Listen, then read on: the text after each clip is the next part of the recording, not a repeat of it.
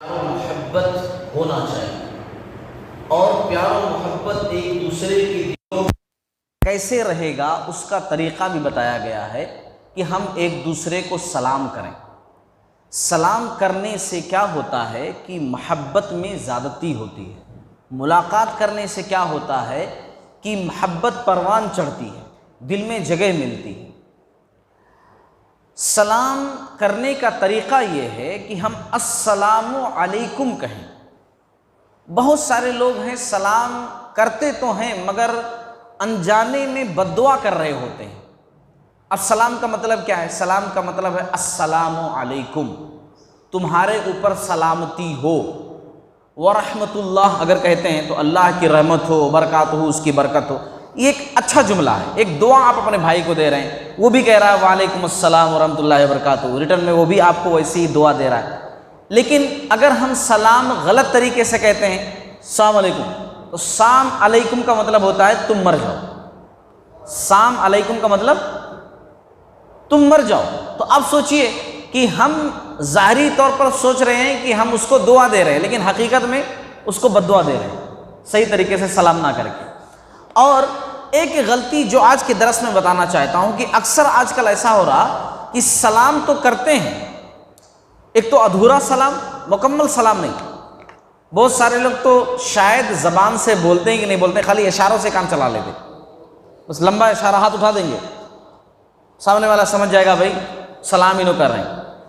اگر آدمی دور ہے، آپ زبان سے کہے اور ہاتھ سے اشارہ کیے، ٹھیک ہے، اچھی بات ہے، لیکن نزدیک ہے تو ہاتھ اٹھانے کی ضرورت نہیں ہے، آپ ڈائریکٹلی جا کر کے مصافحہ کیجیے۔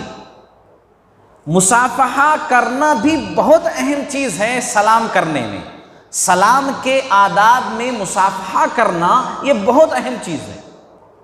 مصافحہ کس طرح کرنا ہے؟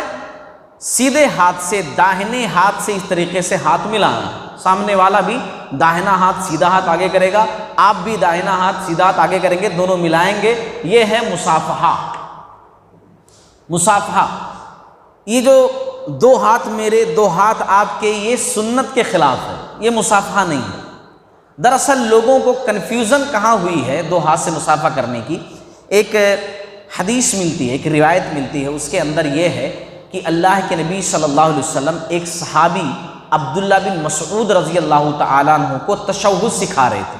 تشہد بولے تو وہی التحیات للہ والصلاۃ والطیبہ، یہ دعا سکھا رہے تھے۔ آپ صلی اللہ علیہ وسلم ان کا ایک ہاتھ، ایسا ایک ہاتھ سیدھا ہاتھ پکڑ کر کے اپنے دونوں ہاتھوں میں ایسا پکڑے ہوئے تھے، ان کا ایک ہاتھ دونوں ہاتھوں میں پکڑ کر کے ان کو جو ہے تشہد سکھا رہے تھے۔ مطلب اس لیے آپ پکڑے ہوئے تھے تاکہ ان کی پوری توجہ آپ صلی اللہ علیہ وسلم کی طرف ہو، ادھر ادھر نہ ہو۔ لوگوں نے کیا کیا، اس کو مصافحہ کرنے کا طریقہ بنا لیا، بولا کہ دیکھو آج جو لوگ دو دو چار ہاتھوں سے مصافحہ کرتے ہیں وہ لوگ وہی روایت پیش کرتے ہیں، بولو دیکھو یہ صحیح حدیث کے اندر، صحیح بخاری صحیح مسلم میں حدیث موجود ہے، اللہ کے نبی صلی اللہ علیہ وسلم دو ہاتھ ملائے ہوئے ہیں، دیکھو۔ ارے میرے بھائی سامنے والے کا بھی ہاتھ تو دیکھو، وہ تو ایک ہی ہاتھ صرف ہے سامنے والے کا۔ اگر اس کو مصافحہ کرنے کا طریقہ بنا لوگے تو پھر تین ہاتھ کا مصافحہ ہو جائے گا، کہ سامنے والے کا ایک ہاتھ، آپ کا دو ہاتھ، تین ہاتھ کا مصافحہ۔ جبکہ اس سے دلیل لے کر کیا رہے ہو، دو ہاتھ میرے دو ہاتھ اس کے، تو اس حدیث کے مطابق کہاں ہوا؟ دراصل اس حدیث میں مصافحہ آپ صلی اللہ علیہ وسلم کر ہی نہیں رہے تھے، اس حدیث میں صاف لکھا ہوا ہے عبداللہ بن مسعود رضی اللہ تعالیٰ عنہ کو آپ صلی اللہ علیہ وسلم تشہد سکھا رہے تھے، ہے نا، تشہد۔ اور عبداللہ بن مسعود رضی اللہ تعالیٰ عنہ نے جب خود کسی کو تشہد سکھایا ہے تو سیم اسی طریقے سے سکھایا، انہوں نے بھی سامنے والے کا ہاتھ پکڑ کر کے۔ یہاں تک کہ امام ابو حنیفہ رحمۃ اللہ علیہ کا بھی قول ہے اس سلسلے میں کہ ان کے استاذ نے بھی ان کو تشہد اسی طرح سکھایا ہے، ہاتھ پکڑ کر کے۔ کہنے کا مطلب کیا ہے؟ مصافحہ کرنے کا طریقہ یہ ایک ہاتھ سیدھا ہاتھ، سامنے والے کا سیدھا ہاتھ، دونوں جب ملتے ہیں تو پھر اس کو مصافحہ کہتے ہیں۔ اہم چیز کیا ہے آج کے درس میں کہ مصافحہ کرنے کی فضیلت جانیے۔ مصافحہ ہم لوگ ایک تو سلام غلط طریقے سے کرتے ہیں، پھر سلام اگر کرتے بھی ہیں تو ادھورا کرتے ہیں۔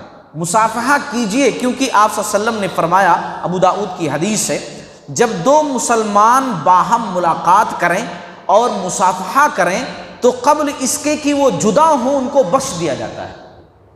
کب؟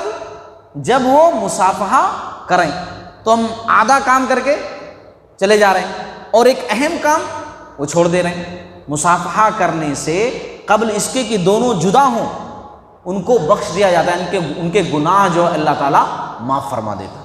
کتنی بڑی بات ہے، اگر دن میں 4-6 لوگوں سے ایسے ہی مصافحہ کریں تو کتنا فائدہ ہمارا ہے نا۔ صغیرہ گناہ تو ویسے ہی معاف ہو جائیں گے، کبیرہ گناہ کے لیے اللہ سے معافی مانگی۔